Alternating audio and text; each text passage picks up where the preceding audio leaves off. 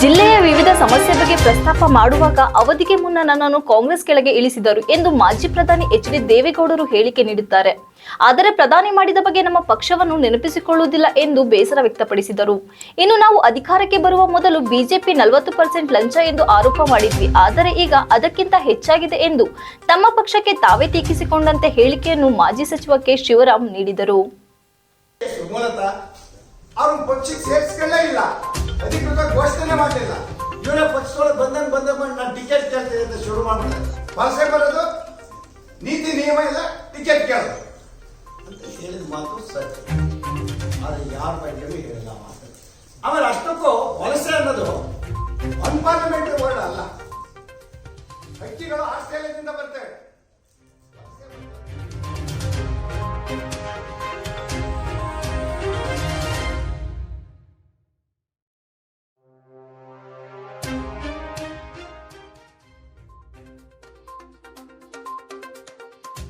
ಪತ್ರಿಕಾಗೋಷ್ಠಿಯಲ್ಲಿ ಗುರುವಾರ ಮಾತನಾಡಿ, ಜೆಡಿಎಸ್ ಮತ್ತು ಬಿಜೆಪಿ ಎರಡೂ ಪಕ್ಷಗಳು ಹೊಂದಾಣಿಕೆ ಮಾಡಿಕೊಂಡ ಮೇಲೆ ಜೆಡಿಎಸ್ ಸಕ್ರಿಯವಾಗಿ ಚುನಾವಣಾ ಪ್ರಚಾರದಲ್ಲಿಯೇ ತೊಡಗಿದೆ. ಮಾಜಿ ಪ್ರಧಾನಿ ಎಚ್.ಡಿ. ದೇವೇಗೌಡರು ಜಿಲ್ಲೆಯ ಜ್ವಲಂತ ಸಮಸ್ಯೆಗಳ ಬಗ್ಗೆ ಪ್ರಸ್ತಾಪ ಮಾಡಿದ್ದು, ಕಾಡಾನೆ ಸಮಸ್ಯೆ, ಕಾಫಿ ಬೆಳೆಗಾರರ ಭೂ ಒತ್ತುವರಿ ಸಮಸ್ಯೆ, ಶಾಶ್ವತ ಪರಿಹಾರಕ್ಕಾಗಿ ಚರ್ಚೆಗಳು, ಕಾವೇರಿ ನೀರಿನ ವಿಚಾರ ನಡೆದಿದೆ. 1996ನೇ ಇಸವಿ ದೇವೇಗೌಡರು ಪ್ರಧಾನಿಯಾದಾಗ ಭೂ ಒತ್ತುವರಿ ಬಗ್ಗೆ ಪ್ರಸ್ತಾಪ ನಡೆಸಿದ್ದು, ಆದರೆ ಅವಧಿಗೆ ಮುನ್ನ ನನ್ನನ್ನ ಕೆಳಗೆ ಇಳಿಸಿದ್ರು ಎಂದು ಹೇಳಿಕೆ ನೀಡಿದ್ದು, ಪ್ರಧಾನಿ ಹುದ್ದೆಯಿಂದ ಕೆಳಗೆ ಇಳಿಸಿದ ಬಗ್ಗೆ ನೆನಪಿಗೆ ಬಂದಿದೆ, ಆದರೆ ಕಾಂಗ್ರೆಸ್ ಪಕ್ಷದವರು ಪ್ರಧಾನಿ ಮಾಡಿದ ಬಗ್ಗೆ ನೆನಪಿಗೆ ಬರುತ್ತಿಲ್ಲ ಎಂದು ಟೀಕಿಸಿದರು. ಪ್ರಧಾನಿಯಾಗಿದ್ದಾಗ 11 ತಿಂಗಳಲ್ಲಿ ಈ ಸಮಸ್ಯೆ ಬಗೆಹರಿಸಬಹುದಿತ್ತು. ಇದಾದ ನಂತರವೂ ಅವಕಾಶ ಇತ್ತು. ಈ ವೇಳೆ ಯಾವ ಸಮಸ್ಯೆಗೂ ಕಂಡು ಬಂದಿರಲಿಲ್ಲ. ಚುನಾವಣೆ ಬಂದಾಗ ಜನರಿಗೆ ನೆನಪಿಸುವುದು ದೇವೇಗೌಡರ ಕೆಲಸ. ವೋಟ್ ಬ್ಯಾಂಕ್ ಆಗಿ ಈ ಪ್ರಚಾರ ಮಾಡುತ್ತಿದ್ದಾರೆ ಎಂದು ದೂರಿದರು. ನನ್ನನ್ನ ಸೇರಿದಾಗೆ ಜನರನ್ನ ಮೋಸಗೊಳಿಸುತ್ತಿದ್ದೀವಿ ಎಂದು ಬೇಸರ ವ್ಯಕ್ತಪಡಿಸಿದರು. ನಾನು ಈ ಹಿಂದೆ ಪತ್ರಿಕಾಗೋಷ್ಠಿಯಲ್ಲಿ ಯಾರ ವಿರುದ್ಧವೂ ವೈಯಕ್ತಿಕ ಟೀಕೆ ಮಾಡಿರುವುದಿಲ್ಲ. ನಾನು ಸಚಿವರ ಬಗ್ಗೆ ಎಲ್ಲಿಯೂ ಮಾತನಾಡಿರಲಿಲ್ಲ. ಜಿಲ್ಲಾ ಏಕೈಕ ಶಾಸಕರು ಜಿಲ್ಲಾ ಸಂಚಾರ ಮಾಡಲಿ, ಸಚಿವರ ಜೊತೆ ಓಡಾಡಲಿ ಎಂದು ಹೇಳಿದ್ದು ನಿಜ. ಸಚಿವರು ನನ್ನ ಬಗ್ಗೆ ಏಕವಚನ ಬಳಸಿದ್ದು ನಮ್ಮ ಕಾರ್ಯಕರ್ತರ ಮನಸ್ಸಿಗೆ ನೋವಾಗಿದೆ. ಸಚಿವ ರಾಜಣ್ಣ ಅವರು ನಾನು ಹೈಕಮಾಂಡ್ ಗುಲಾಮನಲ್ಲ ಎಂದು ಹೇಳಿದ್ದಾರೆ. ಇಂಥವರ ಬಗ್ಗೆ ನಾನು ಏನು ಹೇಳಲಾಗುತ್ತದೆ? ನಾನು ಯಾವಾಗಲೂ ಹೈಕಮಾಂಡ್ಗೆ ಪೂಜ್ಯ ಭಾವನೆ ಹೊಂದಿದ್ದೇವೆ. ಆದರೆ ಇವರು ನಾನು ಗುಲಾಮನಲ್ಲ ಎಂದರೆ ಇನ್ನು ಅವರಿಗೆ ಇನ್ಯಾವ ಲೆಕ್ಕ ಎಂದು ಬಿ. ಶಿವರಾಮ್ ವಿರುದ್ಧ ಏಕವಚನ ಪ್ರಯೋಗ ಮಾಡಿದ ಹಾಸನ ಉಸ್ತುವಾರಿ ಸಚಿವ ಕೆ. ರಾಜಣ್ಣ ವಿರುದ್ಧ ಬಿ. ಶಿವರಾಮ್ ಹರಿಹಾಯ್ದರು. ನಾನು ಸೋತಿರೋ ಕಾರಣದಿಂದ ಪಕ್ಷ ಸಂಘಟನೆ ಬಗ್ಗೆ ಮಾತನಾಡಬಾರದೆ. ನಾನೇನಾದರೂ ಅವರ ಬಗ್ಗೆ ವೈಯಕ್ತಿಕ ನಿಂದನೆ ಮಾಡಿದ್ನ ಎಂದು ಗರಂ. ನಾನು ಸ್ಪರ್ಧೆ ಮಾಡಿದ ಕ್ಷೇತ್ರದಲ್ಲಿ ನಮ್ಮ ವಿರುದ್ಧ ಕೆಲಸ ಮಾಡಿದ್ರು.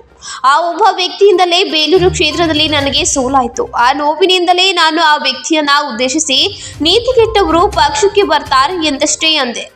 ಆ ಪದವನ್ನ ನಾನು ಶಿವಲಿಂಗೇಗೌಡ ಬಗ್ಗೆ ಆಗಲಿ ಸಚಿವರ ಬಗ್ಗೆ ಆಗಲಿ ಬಳಸಿಲ್ಲ ಎಂದು ಸ್ಪಷ್ಟನೆ ಕೊಟ್ಟರು. ನಾವು ಅಧಿಕಾರಕ್ಕೆ ಬರುವ ಮೊದಲು ಬಿಜೆಪಿ 40% ಲಂಚ ಅಂತ ಆರೋಪ ಮಾಡಿದ್ವಿ. ಆದರೆ ಈಗ ಅದಕ್ಕಿಂತ ಹೆಚ್ಚಾಗಿದ್ದು, ಅದಕ್ಕೆ ಕಡಿವಾಣ ಹಾಕಿ ಎಂದು ಸಿಎಂ ಅವರಿಗೆ ಹಾಸನ ಉಸ್ತುವಾರಿ ಸಚಿವರ ಸಮ್ಮುಖದಲ್ಲಿ ನಾನೇ ಹೇಳಿಕೆ ನೀಡುವ ಮೂಲಕ ತಮ್ಮದೇ ಆದ ಸರ್ಕಾರದ ವಿರುದ್ಧ ಗಂಭೀರ ಆರೋಪ ಮಾಡಿದ ಕಾಂಗ್ರೆಸ್ ಮಾಜಿ ಸಚಿವ, ಹಾಸನ ಜಿಲ್ಲೆಗೆ ಜಿಲ್ಲಾ ಪಂಚಾಯತ್ಗೆ 13 ಕೋಟಿ ಅನುದಾನ ಬಂದಿದೆ. ಈ ಅನುದಾನ ಹಂಚಿಕೆಯಲ್ಲಿ ದುಡ್ಡ ತಾರತಮ್ಯ ಆಗಿದೆ. ಈ ಅನುದಾನ ಉಸ್ತುವಾರಿ ಸಚಿವರ ವಿವೇಚನಾಧಿಕಾರದ ಕೋಟೆಯಂತೆ. ಕೇವಲ 50,000 ಇರೋ ಸಚಿವರ ಸಮುದಾಯಕ್ಕೆ 2.5 ಕೋಟಿ ಅನುದಾನವಂತೆ. ಜಿಲ್ಲೆಯಲ್ಲಿ 4 ಲಕ್ಷಕ್ಕೂ ಅಧಿಕ ಇರೋ ಪರಿಶಿಷ್ಟ ಸಮುದಾಯಕ್ಕೆ 1 ರೂಪಾಯಿ ಅನುದಾನ ಕೊಟ್ಟಿಲ್ಲ. ಇನ್ನು ಅರಸೀಕೆರೆ ಶಾಸಕ ಶಿವಲಿಂಗೇಗೌಡ ಅವರಿಗೆ 3 ಕೋಟಿ ಅನುದಾನ ಕೊಟ್ಟಿದ್ದಾರೆ. ಅನುದಾನ ಹಂಚಿಕೆ ತಾರತಮ್ಯದ ಬಗ್ಗೆ ಸಿಎಂ ಅವರ ಸಮ್ಮುಖದಲ್ಲಿ ಬೆಳಗಾವಿಯಲ್ಲಿ ಹೇಳಿದ್ವು. ಆದರೆ ಸಿಎಂ ಮೌನವಾಗೇ ಇದ್ರು. ನಮ್ಮ ಸಚಿವರ ಬೆನ್ನು ತಟ್ಟಿ ಸರಿ ಮಾಡ್ಕೊಂಡು ಹೋಗು ಅಂದ್ರು. ಆಗ ನಾವು ಬಿಜೆಪಿ ಸರ್ಕಾರ 40% ಅಂತ ಆರೋಪ ಮಾಡಿ ಅಧಿಕಾರಕ್ಕೆ ಬಂದಿದ್ದೀವಿ ಸರ್. ಈಗ ಅದಕ್ಕಿಂತ ಜಾಸ್ತಿ ಆಗಿದೆ. ಇದಕ್ಕೆ ಕಡಿವಾಣ ಹಾಕಿ ಎಂದು ನೇರವಾಗಿ ಹೇಳಿದ್ದೇನೆ. ಸಿಎಂ ಅವರಿಗೆ ನೇರವಾಗಿ ಹೇಳಿ ನಾನು ನಿಷ್ಠೂರವಾಗಿದ್ದೇನೆ ಎಂದು ತಮ್ಮ ಆಕ್ರೋಶವನ್ನ ಹೊರಹಾಕಿದಂತಿತ್ತು. ಇನ್ನು ಕಾಂಗ್ರೆಸ್ ಸರ್ಕಾರದ ಗ್ಯಾರಂಟಿ 5 ಪರ ಇದ್ದು ಅರ್ಹತೆ ಇರುವವರಿಗೆ 100ಕ್ಕೆ 90% ತಲುಪಿದೆ ಎಂದರು. ನಾನು ಏನೇ ಆದರೂ ಈ ಕಾಂಗ್ರೆಸ್ ಬಿಟ್ಟು ಹೋಗುವನಲ್ಲ ಎಂದು ಕಾರ್ಯಕರ್ತರಲ್ಲಿ ಇರುವ ಗೊಂದಲದ ಬಗ್ಗೆ ನಾನು ಸ್ಪಷ್ಟನೆ ಕೊಡಲು ಬಂದಿರುವುದಾಗಿ ಹೇಳಿದರು. ಪತ್ರಿಕಾಗೋಷ್ಠಿಯಲ್ಲಿ ಕಾಂಗ್ರೆಸ್ ಮುಖಂಡರಾದ ಬಸವರಾಜು, ಆದಿಲ್, ಕೀರ್ತಿಕುಮಾರ್, ಮಹೇಶ್ ಇತರರು ಉಪಸ್ಥಿತರಿದ್ದರು. ಯಾವ ಸಂದರ್ಭದಲ್ಲಿ ಬಂತು ಅನ್ನೋದನ್ನ ಹೇಳ್ತಾ ಇದ್ದೇನೆ ಹೊರತು ಇದು ಮಂತ್ರಿ ಅವರಿಗಾಗಲಿ ಬಂದಂತ ಸಂದರ್ಭ ಯಾವುದು ಅಂತ ಹೇಳಿದೆ. ಹೌದಾ? ಆಮೇಲೆ ಕರೆಕ್ಟ್ ಸಮರ್ಥಿಸ್ಕೊತಾ ಇಲ್ಲ ನಾವು. ಸಂದರ್ಭ ನಮ್ಮ ಪಕ್ಷಕ್ಕೆ ನೀತಿಗೆಟ್ಟರು ಬಂದಿರೋದ್ರಿಂದ ಸಮಸ್ಯೆ ಆಗ್ತದೆ.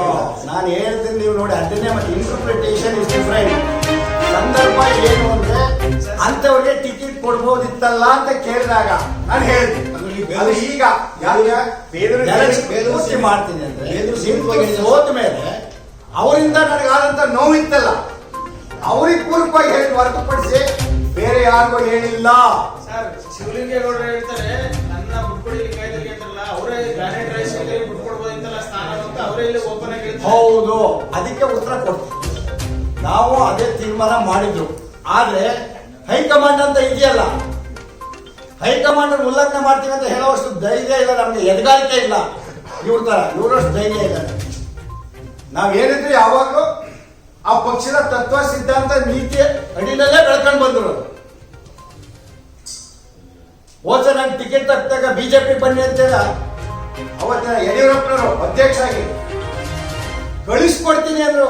ನೋ, ಪಕ್ಷದ ಸಿದ್ಧಾಂತದಡಿ ಆ ನೀತಿ ನಿಯಮದಲ್ಲಿ ಬೆಳ್ಕೊಂಡ್ ಬಂದಿರೋ ನಾನು ಇವತ್ತು ಇಡೀ ರಾಜ್ಯಕ್ಕೆ ಏನಾರ ಗಣಸಿ ಶಿವರಾಮ್ ಅಂತ ಆಗಿದ್ರೆ ಅದು ಕಾಂಗ್ರೆಸ್ ಪಕ್ಷ ಕೊಟ್ಟಂತ. ಮತ್ತೆ ನಮಗೆ ಕಾಲಾವಕಾಶ ಸಿಗಲ್ಲ ಅಂತ ಶಿವಲಿಂಗೇಗೌಡರು ಹೇಳಿದ್ರು.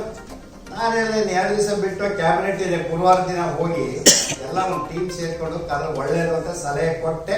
ಇಲ್ಲೇನೋ ಲೇಟ್ ಆಗುತ್ತೆ, ಇವತ್ತೇ ಹೋಗ್ಬಿಡು.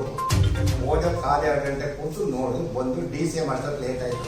DCM ನೋಡಿ ಅದು ಬಿಟ್ಟರೆ ಇನ್ಯಾವುದು ಅದಕ್ಕೆ ಸಂಬಂಧಪಟ್ಟಂಗಿಲ್ಲ. ಇನ್ನ ನಾನೀಗ ಪ್ರೆಸ್ ಮಾಡ್ತಾ ಇರೋದು ತೆರೆ ಎಳೆಯಕ್ಕೆ ಅಂತ ನನ್ನ ಭಾವನೆ ಹೇಳ್ತಾ ಇದ್ದೀನಿ. ಯಾಕೆ ಅಂದ್ರೆ ಈಗ ಒಬ್ಬೊಬ್ರು ಮನಸ್ಸಲ್ಲಿ ಒಂದೊಂದು ಪ್ರೀತಿ ಇದೆ ಕಾರ್ಯಕರ್ತರ. ಅದೇ ನಾನು ಹೇಳ್ತಾ ಇದ್ದೀನಿ, ಯಾರ ಮೇಲೆ ಮತ್ತೆ ಆರೋಪ ಮಾಡ್ತಾನೆ ಇಲ್ಲ ನಾನು. ಅವ್ರ ತಪ್ಪು ಇವ್ರ ತಪ್ಪು ಅವ್ರು ಯಾಕಂದ್ರು ಅಂತ ಏನೋ ಹೇಳ್ತಾ ಇದ್ದೀನ.